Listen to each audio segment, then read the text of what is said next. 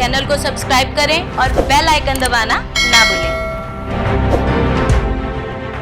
मैं पहला भी ਜਿਹੜਾ ਰਿਟਨ ਦੇ ਵਿੱਚ ਜਿਹੜਾ ਮੰਗ ਪੱਤਰਾਂ 'ਚ ਲਿਖ ਕੇ ਦੇ ਚੁੱਕਾ ਹਾਂ ਕਿ ਇਹਦੇ ਵਿੱਚ ਡਾਕਟਰ, ਅਫਸਰ ਇੰਚਾਰਜ, ਸਟੇਸ਼ਨ ਕਮਾਂਡਰ ਸਭ ਸ਼ਾਮਲ ਹੈ।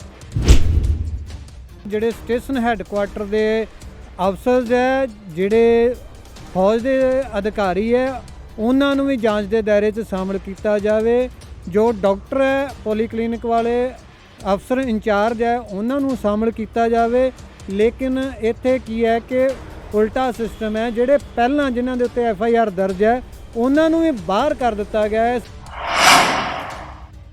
ਲੇਕਿਨ ਹੈਰਾਨੀ ਦੀ ਗੱਲ ਹੈ ਕਿ ਪੁਲਿਸ ਕਿਸੇ ਵੀ ਤਰ੍ਹਾਂ ਦੀ ਨਿਸ਼ਪਕਸ਼ ਜਾਂਚ ਇਸ ਨੂੰ ਤੁਸੀਂ ਨਹੀਂ ਕਹਿ ਸਕਦੇ। ਕੋਈ ਨਿਰਪੱਖ ਜਾਂਚ ਇਹ ਨਹੀਂ ਹੈ। 1 ਸਾਲ ਹੋ ਗਿਆ, ਕੋਈ ਚਲਾਨ ਪੇਸ਼ ਨਹੀਂ ਹੈ। ਜਿਹੜੇ ਚਲਾਨ ਪੇਸ਼ ਹੈ ਉਹ ਵੀ ਸਿਰਫ ਨਾਮ ਦੇ ਹੈ। ਕੁਝ ਦੋਸ਼ੀਆਂ ਨੂੰ ਜਿਹੜਾ ਸਿੱਧਾ ਬਾਹਰ ਕੱਢ ਦਿੱਤਾ ਗਿਆ ਹੈ, यानी कि कुल मिला के कोई कार्रवाई नहीं हुई। ये जिहड़ा मामला बहुत जरूरी है। एक तो डिफेंस नाल संबंधित ही, देश दे विच बहुत वड्डा भ्रिष्टाचार हो रहा है, भ्रिष्टाचार दे नाल संबंधित होने करके भी इनू प्रायोरिटी बनती ही। तीसरा, जे अगर असीं बाहर ऑपरेशन करवाउंदे हां सिविल हस्पताल दे विच, ते सिविल हस्पताल दे विचों 15 ਤੋਂ 20 हज़ार ਕਿਸੇ ਵੀ ਹਸਪਤਾਲ ਦੇ ਵਿੱਚ ਆਪਰੇਸ਼ਨ ਹੋ ਕੇ ਬੰਦਾ ਘਰ ਪਹੁੰਚ ਜਾਂਦਾ ਹੈ ਠੀਕ ਠਾਕ। ਇੱਥੇ ਬਵਾਸੀਰ ਦਾ, ਪਿੱਤੇ ਦੀ ਪੱਥਰੀ ਦਾ, ਰਸੌਲੀ ਦੇ ਬਿੱਲ ਜਿਹੜੇ ਉਹ 3-3 4-4 ਲੱਖ ਦੇ ਜਾ ਰਹੇ ਆ। ਇੱਥੇ ਆ ਕੇ ਅਗਰ ਇਹ ਅਰਬਾਂ ਖਰਮਾਂ ਦਾ ਘੁਟਾਲਾ ਚੱਲ ਰਿਹਾ ਤਾਂ ਤੁਸੀਂ ਇਸ ਤੋਂ ਸੋਚ ਸਕਦੇ ਜੇ ਕਿ ਸੈਨਾ ਦੇ ਵਿੱਚ, ਫੌਜ ਦੇ ਵਿੱਚ ਕਿੰਨੀ ਕਰਪਸ਼ਨ ਹੋਏਗੀ।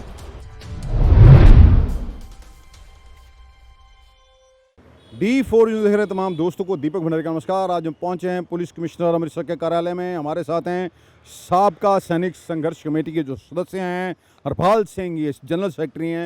आपको याद होगा कि करीब 1 साल पहले वर्ष 2020 2 अक्टूबर में एक मामला दर्ज हुआ था। तब ये सामने आया था ECHS यानी कि ex serviceman contributory health scheme के तहत कुछ अस्पतालों की ओर से भारी गोलमाल किया जा रहा है। मरीज होते ही नहीं हैं, उनके कार्ड रख लिए जाते हैं और कार्डों के आधार पर मोटा बिल बनाकर पास होने के लिए भेज दिया जाता है।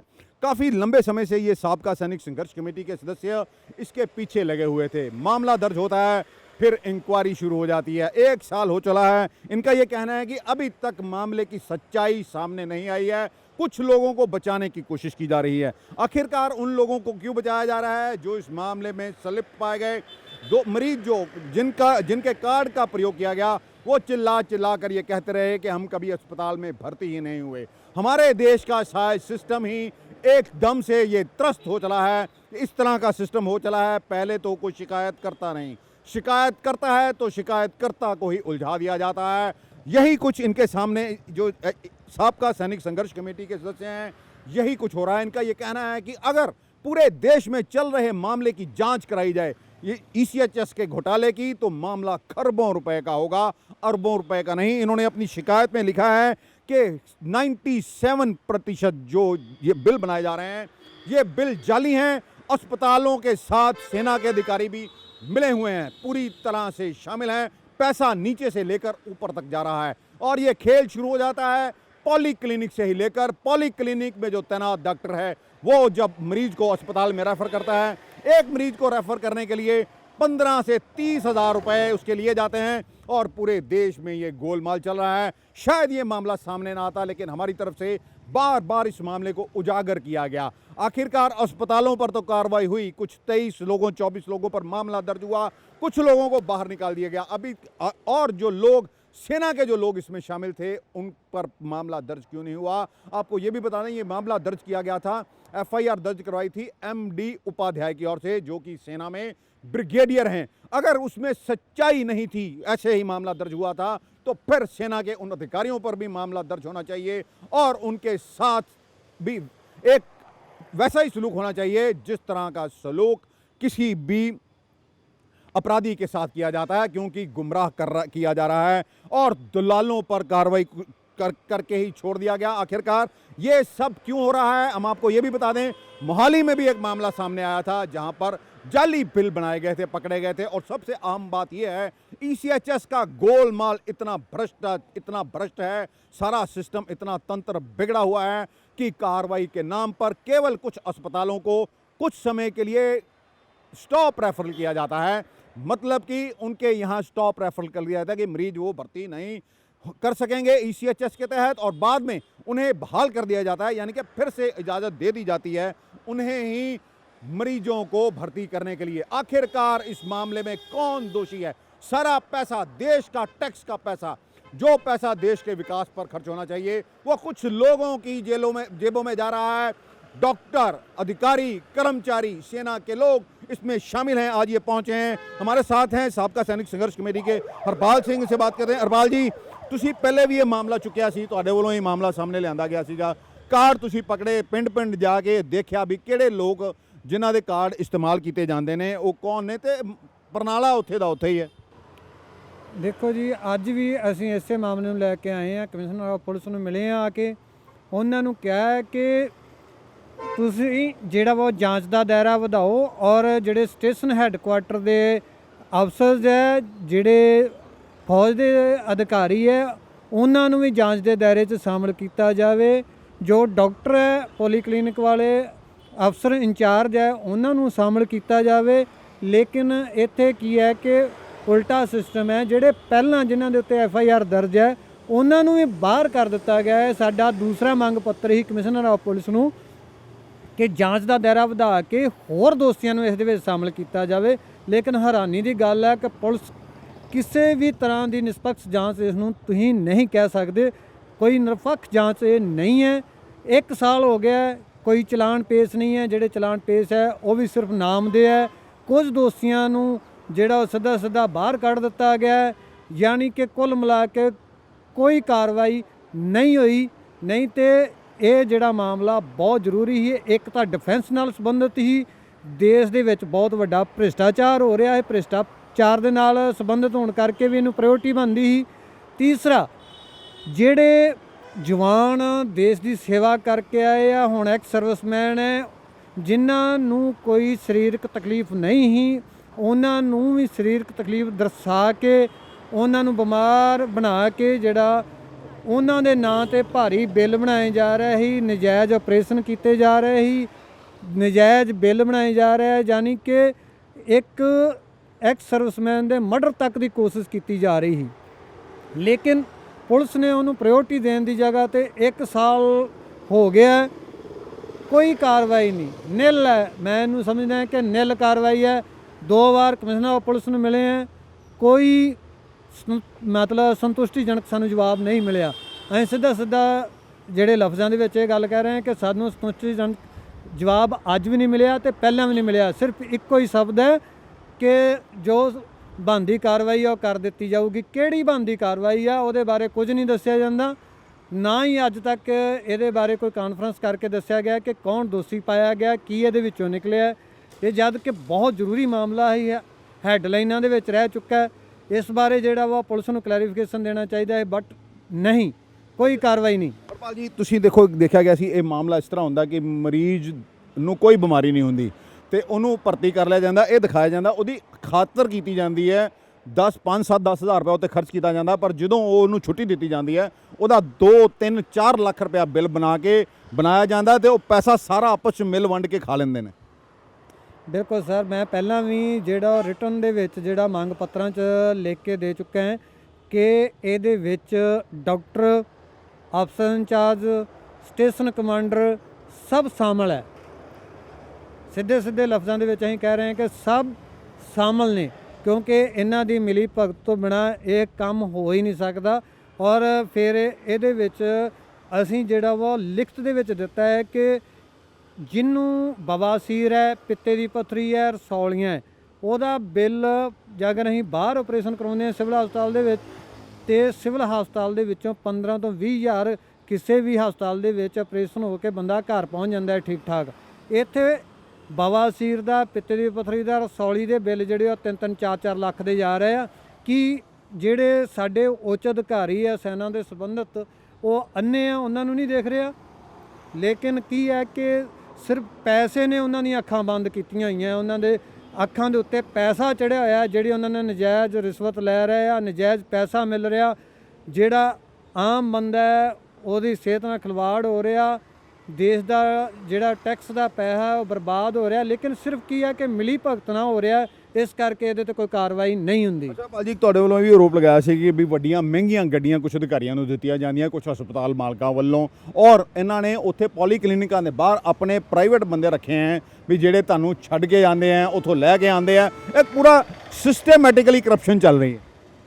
ਬਿਲਕੁਲ, ਜਦੋਂ ਕਿਸੇ ਬੰਦੇ ਨੂੰ ਜਿਹੜਾ ਸਾਬਕਾ ਸੈਨਿਕ ਹੈ, ਜਦੋਂ ਉਹਨੂੰ ਰੈਫਰ ਕੀਤਾ ਜਾਂਦਾ ਹੈ ਤਾਂ ਉਹਨੂੰ ਉੱਥੇ ਹੀ ਡਾਕਟਰ ਵੱਲੋਂ ਜਾਂ ਅਫਸਰ ਇੰਚਾਰਜ ਵੱਲੋਂ ਪੁੱਛਿਆ ਜਾਂਦਾ ਹੈ ਕਿਹੜੇ ਹਸਪਤਾਲ ਜਾਣਾ ਹੈ। ਉਹਨੂੰ ਪਹਿਲੀ ਤੇ ਗੱਲ ਉਹਨੂੰ ਡਰਾ ਦਿੱਤਾ ਜਾਂਦਾ ਹੈ, ਜੇ ਉਹ ਕਹਿੰਦਾ ਹੈ ਕਿ ਆਪਣੀ ਮਰਜ਼ੀ ਨਾਲ ਮੈਂ ਉਸ ਹਸਪਤਾਲ ਜਾਣਾ ਹੈ, ਉਹਨੂੰ ਪਹਿਲੀ ਗੱਲ ਤਾਂ ਡਰਾ ਦਿੱਤਾ ਜਾਂਦਾ ਹੈ ਉੱਥੇ ਤਾਂ ਕੇਸ ਬਹੁਤ ਖਰਾਬ ਹੋ ਗਏ, ਉੱਥੇ ਇਲਾਜ ਸਹੀ ਨਹੀਂ ਹੈ, ਉੱਥੇ ਡਾਕਟਰ ਸਹੀ ਨਹੀਂ ਹੈ।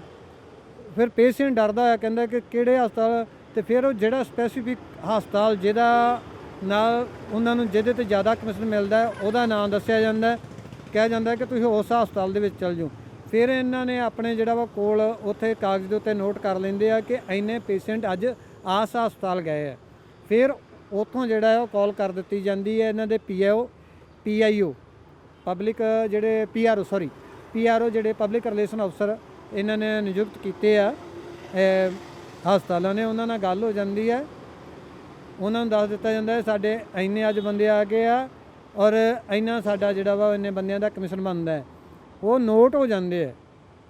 ਇਸੇ ਤਰ੍ਹਾਂ ਦਾ ਮਸਲਾ ਜਿਹੜਾ ਵਾ ਅਸੀਂ ਤਰਨਤਾਰਨ ਜਿਹੜਾ ਵਾ ਇੱਕ ਡਾਕਟਰ ਜੇਸ ਗਿਆ ਸੀ, ਜਿਹੜਾ ਅਜਨਾਲੇ ECHS ਤੋਂ ਬਦਲੀ ਹੋ ਕੇ ਤਰਨਤਾਰਨ ਗਿਆ ਸੀ, ਔਰ ਉੱਥੇ ਜਿਹੜਾ ਵਾ ਅਫਸਰ ਇੰਚਾਰਜ ਜਿਹੜਾ ਕੁਝ ਦੇਰ ਬਾਅਦ ਜਿਹੜਾ ਟਰਮੀਨੇਟ ਕਰ ਦਿੱਤਾ ਗਿਆ ਸੀ, ਉਸ ਦੀ ਜਿਹੜੀ ਆ ਉੱਪਰ ਦੇ ਅਧਿਕਾਰੀਆਂ ਨਾਲ ਸਟੇਸ਼ਨ ਕਮਾਂਡਰ ਤੱਕ ਮਿਲੀ ਭਗਤ ਕਰਕੇ ਉਸ ਜਿਹੜਾ ਡਾਕਟਰ ਇੱਥੋਂ ਗਿਆ ਹੈ ਉਹਨੂੰ ਜਿਹੜਾ ਅਫਸਰ ਇੰਚਾਰਜ ਲਾ ਦਿੱਤਾ ਜਾਂਦਾ ਹੈ ਤਰਨਤਾਰਨ ਦਾ। ਉਸ ਦਾ ਅਸੀਂ ਸਟਿੰਗ ਆਪਰੇਸ਼ਨ ਕਰਵਾਉਂਦੇ ਹਾਂ, ਉਹਦੇ ਵਿੱਚ ਉਹ ਸਿੱਧਾ ਹਿਸਾਬ ਕਰ ਰਿਹਾ ਹੈ ਕਿ ਅਜਨਾਲੇ ਤੋਂ ਮੈਂ ਇੰਨੇ ਪੇਸ਼ੈਂਟ ਤੁਹਾਡੇ ਹਸਪਤਾਲ ਨੂੰ ਰੈਫਰ ਕੀਤੇ ਸੀ, ਤਰਨਤਾਰਨ ਤੋਂ ਇੰਨੇ ਹਸਪਤਾਲ ਰੈਫਰ ਹੋਏ ਆ, ਤੁਸੀਂ ਮੈਨੂੰ ਕਮਿਸ਼ਨ ਘੱਟ ਦੇ ਰਹੇ ਜੀ। ਬਿਲਕੁਲ ਸਪਸ਼ਟਤਾ ਦੇ ਨਾਲ ਅਸੀਂ ਉਹ ਵੀਡੀਓ ਵਾਇਰਲ ਵੀ ਕੀਤੀ, ਉਹ ਸਟੇਸ਼ਨ ਹੈੱਡਕੁਆਟਰ ਵੀ ਅਸੀਂ ਭੇਜੀ ਅੰਮ੍ਰਿਤਸਰ, ਉਸ ਦੇ ਉੱਤੇ ਇਨਕੁਆਇਰੀ ਵੀ ਹੋਈ। ਜਦੋਂ ਇਨਕੁਆਇਰੀ ਹੋਈ ਉਸ ਦੇ ਵਿੱਚ, ਕਿਉਂਕਿ ਮੈਂ ਵਾਇਰਲ ਕੀਤੀ ਸੀ, ਮੈਂ ਉਸ ਦੇ ਨਾਲ ਤੁਹਾਨੂੰ ਵੀ ਇੰਟਰਵਿਊ ਦਿੱਤੀ ਸੀ ਉਸ ਟਾਈਮ ਤੇ, ਔਰ ਵੀਡੀਓ ਦੇ ਵਿੱਚ ਬੋਲਿਆ ਵੀ, ਇਸ ਕਰਕੇ ਮੇਰੇ ਨਾਂ ਤੇ ਮੈਨੂੰ ਸ਼ਾਮਲ ਕੀਤਾ ਗਿਆ। ਜਦੋਂ ਇਨਕੁਆਇਰੀ ਕੀਤੀ ਗਈ ਤੇ ਮੈਨੂੰ ਹਰਾਸਮੈਂਟ ਕਰਨ ਦੀ ਕੋਸ਼ਿਸ਼ ਕੀਤੀ ਗਈ ਕਿ ਤੁਸੀਂ ਡਾਕਟਰ ਜੇਸ ਬਾਰੇ ਤਾਂ ਘੱਟ ਸਵਾਲ ਕੀਤੇ ਗਏ, ਇਹੀ ਸਵਾਲ ਵਾਰ-ਵਾਰ ਕੀਤੇ ਜਾਂਦੇ ਰਹੇ ਕਿ ECHS ਦੇ ਵਿੱਚ ਭ੍ਰਿਸ਼ਟਾਚਾਰ ਦੇ ਤੁਹਾਡੇ ਕੋਲ ਕੀ ਸਬੂਤ ਹੈ, ਤੁਹਾਨੂੰ ਕਿਵੇਂ ਪਤਾ ਹੈ ਕਿ ECHS ਦੇ ਵਿੱਚ ਭ੍ਰਿਸ਼ਟਾਚਾਰ ਹੁੰਦਾ ਹੈ, ਤੁਹਾਨੂੰ ਕਿਵੇਂ ਪਤਾ ਲੱਗਾ, ਜੇ ਸਟਿੰਗ ਆਪਰੇਸ਼ਨ ਜਿਹੜਾ ਉਹ ਅਨਲੀਗਲੀ ਆ ਤੁਸੀਂ ਡਾਕਟਰ ਦਾ ਕੀਤਾ ਹੈ, ਤੁਹਾਡੇ ਤੇ ਮਾਨਹਾਨੀ ਦਾ ਕੇਸ ਹੋ ਸਕਦਾ ਹੈ। ਯਾਨੀ ਕਿ ਡਰਾਉਣ ਧਮਕਾਉਣ ਦੀ ਕੋਸ਼ਿਸ਼ ਕੀਤੀ ਗਈ ਇਨਕੁਆਇਰੀ ਦੇ ਵਿੱਚ। ਜਦੋਂ ਇਨਕੁਆਇਰੀ ਹੋ ਗਈ, ਇਨਕੁਆਇਰੀ ਦੇ ਵਿੱਚ ਇਹਨਾਂ ਨੇ ਡਾਕਟਰ ਜੇਸ ਨੂੰ ਜਿਹੜਾ ਇਸ ਟਾਈਮ ਤੇ ਅੰਮ੍ਰਿਤਸਰ ਡਿਊਟੀ ਕਰ ਰਿਹਾ ਹੈ, ਉਹਨੂੰ ਜਿਹੜਾ ਉਹ ਦੋਸ਼ ਮੁਕਤ ਕਰ ਦਿੱਤਾ। ਉਹਨੂੰ ਕਿਹਾ ਕਿ ਉਹਦੇ ਵਿੱਚ ਕੋਈ ਉਹ ਅਪਰਾਧੀ ਜਿਹੜਾ ਉਹ ਸਾਬਤ ਨਹੀਂ ਹੋਇਆ। ਮੈਂ ਪੁੱਛਣਾ ਚਾਹੁੰਦਾ ਵੀ ਉਹਦੇ ਵਿੱਚ ਉਹਨਾਂ ਨੇ ਕਾਰਵਾਈ ਕੀਤੀ ਕੀ ਸਿਰਫ ਮੇਰੇ ਕੋਲ ਇੱਕ ਜਿਹੜੇ ਆ ਉਹ ਸਵਾਲ ਪੁੱਛ ਕੇ ਜਿਹੜੀ ਉਹ ਇਨਕੁਆਇਰੀ ਮੁਕੰਮਲ ਹੋ ਗਈ, ਕੀ ਉਹਦੇ ਬੈਂਕ ਖਾਤਿਆਂ ਦੀ ਜਾਂ ਇੱਧਰ ਉੱਧਰ ਦੇ ਸਬੰਧਾਂ ਦੀ ਕੋਈ ਜਾਂਚ ਕੀਤੀ ਗਈ? ਮਤਲਬ ਉਹਦੀ ਜਾਇਦਾਦ ਦੀ ਜਾਂਚ ਕੀਤੀ ਗਈ? ਕਿਸੇ ਕਿਸਮ ਦੀ ਜਾਇਦਾਦ ਦੀ ਜਾਂਚ ਜਾਂ ਖਾਤਿਆਂ ਦੀ ਜਾਂਚ ਨਹੀਂ ਕੀਤੀ ਗਈ। ਉਲਟਾ ਮੇਰੇ ਕੋਲੋਂ ਸਵਾਲ ਜਿਹੜੇ ਉਹ ਕੀਤੇ ਜਾ ਰਹੇ ਆ ਕਿ ਤੁਹਾਨੂੰ ਕਿਵੇਂ ਪਤਾ, ਤੁਸੀਂ ਕਿਉਂ ਕੀਤਾ? ਤੁਹਾਡੇ ਵੱਲੋਂ ਚਿੱਠੀ ਲਿਖੀ ਜਾਂਦੀ ਹੈ ਪ੍ਰਧਾਨ ਮੰਤਰੀ ਨੂੰ, ਇੱਕ ਚਿੱਠੀ ਲਿਖੀ ਜਾਂਦੀ ਹੈ ਰਾਸ਼ਟਰਪਤੀ ਨੂੰ, DG ਲਿਖੀ ਜਾਂਦੀ ਹੈ CBI ਦੇ ਨੂੰ, ਡਾਇਰੈਕਟਰ ਜਨਰਲ ਨੂੰ, ਤੇ ਚੀਫ ਮਿਨਿਸਟਰ ਨੂੰ ਵੀ ਲਿਖੀ ਜਾਂਦੀ ਹੈ। ਹੁੰਦਾ ਕੁਛ ਨਹੀਂ ਹੈ, ਤੁਸੀਂ ਇਹਨੇ ਮਗਰ ਲੱਗੇ ਹੋ, ਤੁਸੀਂ ਅੱਕਦੇ ਥੱਕਦੇ ਨਹੀਂ ਵੀ ਮੈਂ ਲੜਾਈ ਲੜਨੇ, ਹੁੰਦਾ ਤੇ ਕੱਖ ਨਹੀਂ ਵੀ ਦਫਾ ਕਰ ਇਹਨੂੰ ਕੰਮ ਨੂੰ।